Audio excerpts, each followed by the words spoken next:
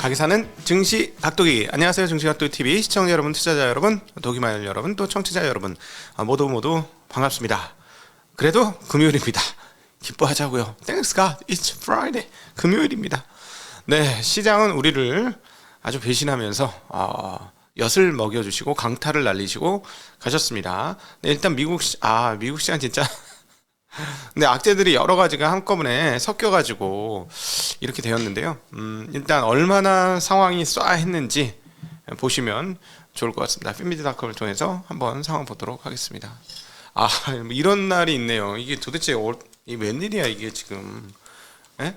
지금 다 빠졌어. 빅테크 기업 다 빠지고 거의 진짜 방어 주식들도 쪽도 못 썼죠. 여기 이제 방어 주식들인데 조금 덜 떨어졌을 뿐이지.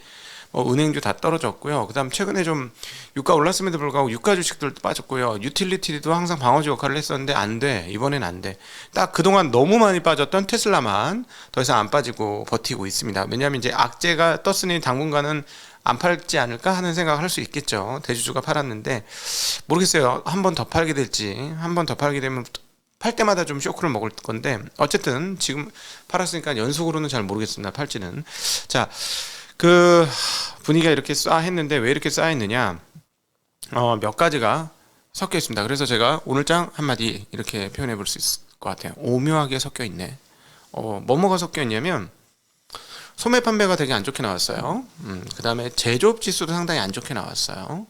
그 다음에 유럽 쪽도 금리를 다 올렸습니다. 스위스, 영국, 유럽 각각 0.5% 다 올렸고 계속 금리를 올리겠다고 했고 멈추지 않을 거라고 얘기했으며 또 영국 같은 경우는 이제 4, 4분기부터 침체가 시작될 것이다 라고 얘기를 했고 그 침체가 꽤나 오래 갈 것이다 라고 얘기를 했어요. 그리고 중국은 어제 보셨습니다만 소매 판매가 마이너스 5.9 미쳤지. 이 디플레예요 이거는 진짜. 그러니까 중국 얘기를 드리면 중국은 저렇게 돈 푼다고 바로 안 올라올 겁니다. 이게 떨어지는 가속도가 있었기 때문에 관성이 멈추려면 시간이 좀 걸리고요. 돌려 세우려면 반대의 힘이 상당히 에너지가 상당히 필요한 상황이 아니냐 이렇게 보여집니다. 이런 것들이 한꺼번에 겹치는 상황에서 고용이 말이죠. 좋았어요. 우리가 고용의 가장 선행 지표로 갈 수 있는 신규 실업 청구 건수 이게 뚝 떨어졌습니다. 그러면서 이것만 떨어진 게 아니고 4주 연속 실업수당 청구 건수라든가 장기 이동평선의 실업수당 청구 건수도 줄어버린 거예요. 죄송합니다. 이게 좋은 건데 좋은 뉴스를 갖고 이렇게 하면 안 되죠. 죄송해요. 그러니까 어떻게 됩니까? 그림이 뭐야? 침체는 시작이 되었는데 연준의 태도는 변하지 않을 수 있는 근거를 마련해줬지. 실업수당 청구자 수가 이렇게 올라오니까. 예, 실업률도 이렇게 빨리 올라올 건 아니니까. 그러니까 금리는 확실히 계속 올릴 것 같고 이게 웬일이야 라는 거죠. 자, 페드워치가 어제 좀 이상하다고 했는데 이제 좀 자리를 잡은 것 같아요. 페드워치 한번 살펴보고 진행하도록 하겠습니다. 자, 페드워치의 상황들 보시면 지금 이제 다음번 금리 인상에서 한 번 더 금리 올릴 걸 반영하기 시작했습니다. 4.5에서 4.75로 이렇게 반영을 시작했고요. 자, 그 다음 금리 인상, 첫 번째는 2월 1일이고요. 그 다음번 금리 인상을 한번 살펴보죠. 그 다음번 금리 인상권에서는 뭐를 반영하고 있냐면 지금 보시면 4.75에서 5.0까지 한 번 더 올릴 거가 제일 많아요. 57%입니다. 여기 57%. 요게. 그리고 안 올릴 거라는 거는 한 번 올리고 첫 번째가 한 번 올리고 안 올리고 25% 정도 되고요. 그냥 세게 다 올릴 것이라는 건 17%. 그러니까 계속 두 번 연속 올릴 거라고 이제 심리가 좀 바뀌었습니다. 예. 그러니까 이제 연준이 어떻게 행동할 거라는 거를 이제 시장이 좀 반영을 한 거죠. 이렇게 심리적으로 반영을 하고 있다라고 볼 수 있는데요. 자, 우리 여기서 포인트 되는 거 오늘 하나 보도록 하죠. 가솔린 가격입니다. 자, 가솔린 가격 어떻게 돼요? 엄청나게 내려갔어요. 우리가 그동안에 이 가솔린 가격 하락을 뭘로 해석했냐면 자, 인플레이션이 감쇄할 것이다. 이걸로 인해서 라고 얘기했고 실제로 이번에 우리가 가격 CPI 보니까 어때요? 떨어졌죠. 가솔린 가격이 상당히 떨어졌고 네. 그러면서 CPI를 떨어뜨리는데 상당한 혁혁한 공을 키웠죠. 자, 그런데 말입니다. 미국 가보신 분들은 알겠습니다만 땅덩어리가 보통 큰 게 아니에요. 한국 같은 경우 뭐 출퇴근하면 하루에 뭐 20km 달려 이런데 여기는 출퇴근하면 하루에 200km 달려 이런 사람들도 있어요. 뭐 뉴저지에서 뉴욕 뭐로 출퇴근하는 사람들 꽤 있더라고요. 굉장히 많아. 그러니까 그러면 무슨 말이에요? 그런 사람들에게 이 미국 가솔린 가격, 소매 가격의 하락은 어떤 의미입니까? 네, 여유분이 생긴 거예요.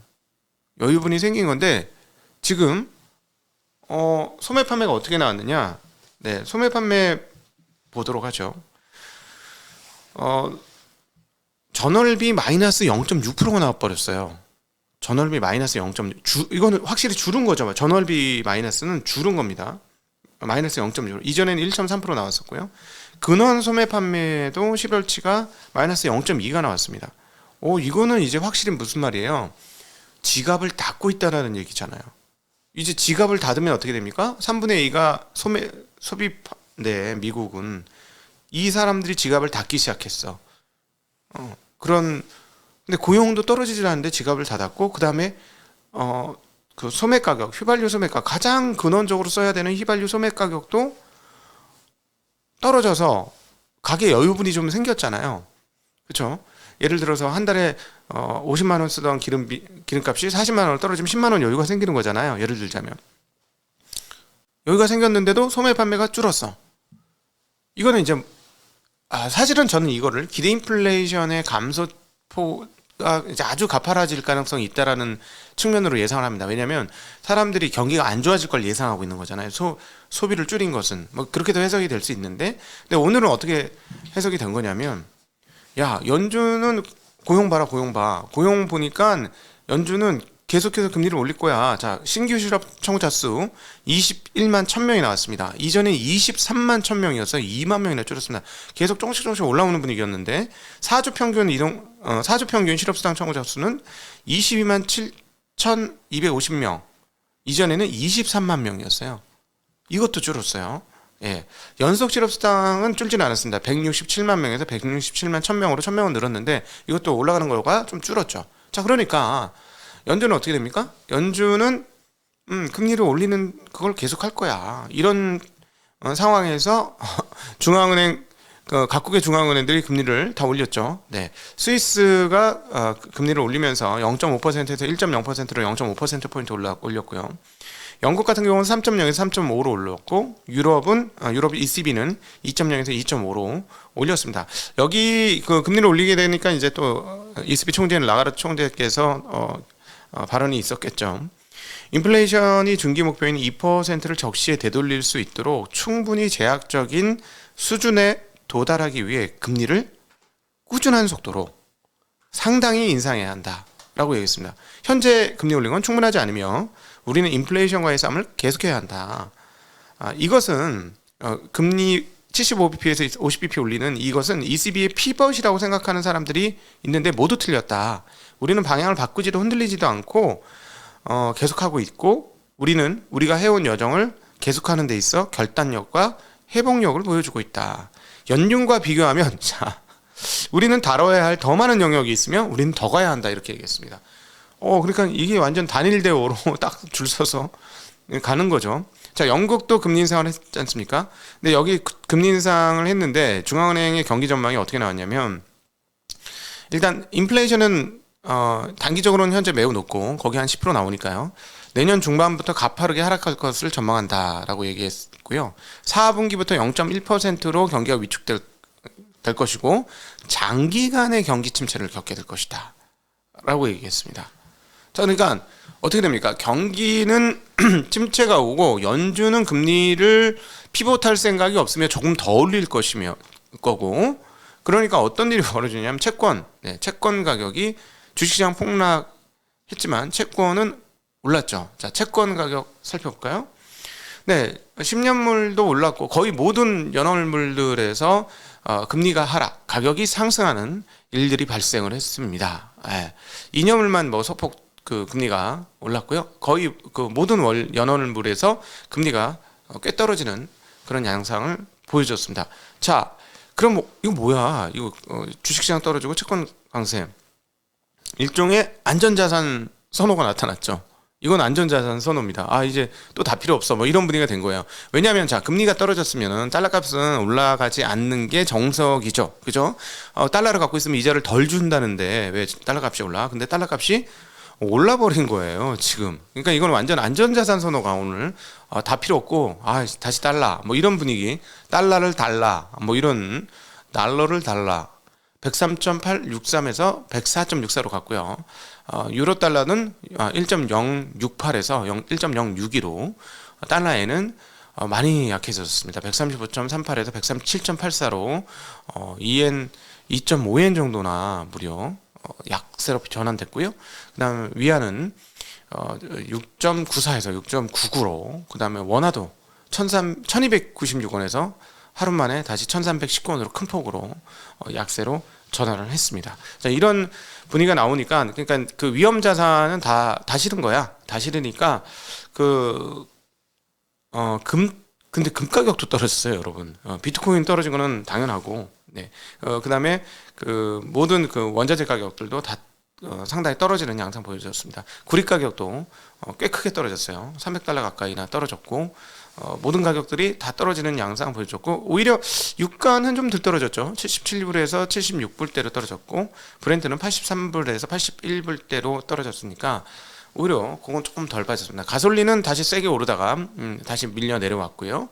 앞서 그 전체적인 추세, 소매 가격 추세도 계속 내려오고 있다라는 점. 그래서 이런 그 원자재 가격을 보면 인플레이션은 확실히 내년도에 감한다라는 생각은 다시 안 할 수가 없습니다. 그러나 시장이 어제 그 연준 발언 듣고, 게다가 또 이번에 ECB 뭐 영국의 발언을 또 듣고, 그 다음에 지표들을 보고 하니, 야, 경기 침체는 시작되었고 연준은 금리를 내릴 것 같지도 않고 조금 더 올릴다고 저렇게 얘기를 하는데 어쩔까 하면서 시장이 이렇게 많이 빠진 거죠.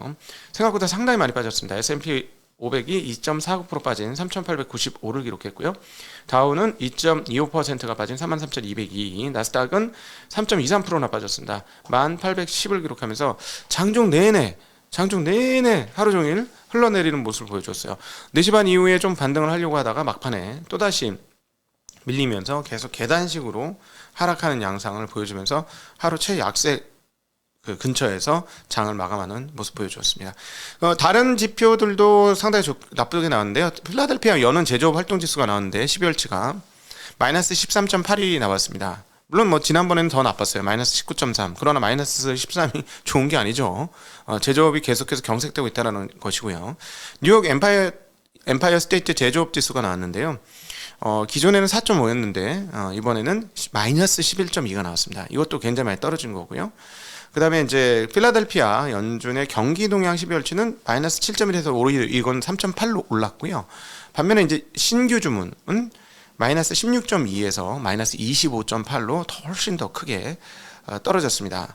산업 생산도 전월 대비 마이너스 0.2%입니다. 이전에는 마이너스 0.1%예요. 그리고 제조업 생산도 전월비로 따지니까 마이너스 0.6%입니다. 그러니까 제조업 이런 것들, 그 다음에 모든 지표들이 다 떨어지고 있다라는 점. 그래서 이거를 보면 이 느슨한 침체가 지금 도래한 것처럼 보인다. 그러나 이제 고용은 좋기 때문에 사람들 눈에는 그렇게 미국 경기가 꺾인 것이다라고 보기에는 또 애매한 상황. 그 애매한 상황이 미국 연준으로 하여금 금리를 계속 올리게 할 거라는 사람들의 생각. 이것들이 오늘 시장에 반영되면서 에라 모르겠다. 시장은 안 좋겠네. 그리고 그러면 안전자산으로 가야 되겠다. 달러 강세, 채권 강세, 주식 매도. 이런 구도가 나온 것이 되겠죠. 그 기업 뉴스 중에서 노바백스가 보통주를 매각하고 전환사채를 발행할 계획을 발표하면서 34% 이상 폭락을 했습니다. 딱 우리나라에서 하는 거죠. 보통주를 매각하고 전환사채를 발행. 이러니까 미국에서는 이렇게 반응하네요. 무려 34%나 폭락하는 흐름들을 보여주었습니다. 자, 여러분, 그러나 실제로 침체가 오게 된다면 연준은 어떻게 행동할까요? 네, 내년 2월 달까지 시간이 좀 남아 있습니다. 내년 2월 달에 한 번 더 한 0.25% 정도는 금리를 저는 올릴 수 있을 것 같고요. 그런 정도 올리고 나면 경기가 이런 추세로 가면 2월 달에 더 꺾이겠죠. 금리는 올라왔으니까 한 번 더. 그리고 한 번 더 오를 거라고 생각을 하고 있으니까 금융시장이야 그 다음을 예상하면서 오를 수도 있고 막 그렇지만 경기는 확연히 눌러질 겁니다. 그리고 장단기 금리 역전차도 계속해서 상당히 크게 유지가 되어지고 있고, 네, 은행의 그 채권 시장 패닉이 올 때 은행들이 확 경색이 됐고, 지금은 그런 상황이 아닐 수 있지만, 그러나 중장기적으로 대출에 대한 태도가 호락호락하게 더 긍정적으로 바뀌기는 어려울 거라는 것은 충분히 생각해 볼 수 있겠습니다. 현재 금리 상황을 보면. 그럼 내년도 중반을 향해 가면은 대출 현황이나 이런 것들도 대체적으로 지금보다는 부진한 상황에 가면서 경기에 하방 압력을 주는 그런 흐름들로 가게 될 겁니다. 자, 그럴 때도 연준은 꿋꿋하게 금리를 올릴 수 있을까요? 자, 내년도 2월 달에 또 그 연준의 경기 판단을 봐야 되겠고, 그 전에 앞서 CPI와 다른 지표들이 떨어지는 양상을 보여줄 것입니다. 떨어지는 양상이 가파르면 연준의 금리 인상은 제약이 될 것이고, 떨어지는 보폭이 약하면 일단 스케줄대로 2월 1일까지는 한 번 더 금리를 올리는 정도 수준으로 가지 않을까 하는 예상을 해보게 됩니다. 오늘도 함께해 주셔서 진심으로 감사합니다. 안녕.